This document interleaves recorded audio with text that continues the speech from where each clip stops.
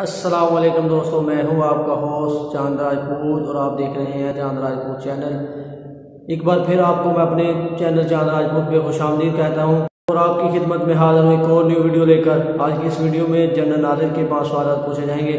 अगर आपको इनके जवाब मालूम है तो आप मुझे कमेंट करके बता सकते हैं। मज़ीद इस तरह के सवाल देखने के लिए आप मेरे चैनल चांद्राजपूत को सब्सक्राइब करें और साथ ही घंटी के निशान को दबा लें ताकि मेरी हर आने वाली न्यू वीडियो का नोटिफिकेशन आपको मिलता रहे। आज की इस वीडियो में 10 लाइक टारगेट रखता हूँ। उम्मीद करता हूँ आप मेरे इस टारगेट को पूरा करेंगे। वीडियो को लाइक कमेंट लाजमी किया करें ताकि मुझे पता चले मैं कैसी वीडियो बना रहा हूँ और मेरी हौसला अफजाई हो जाएगी।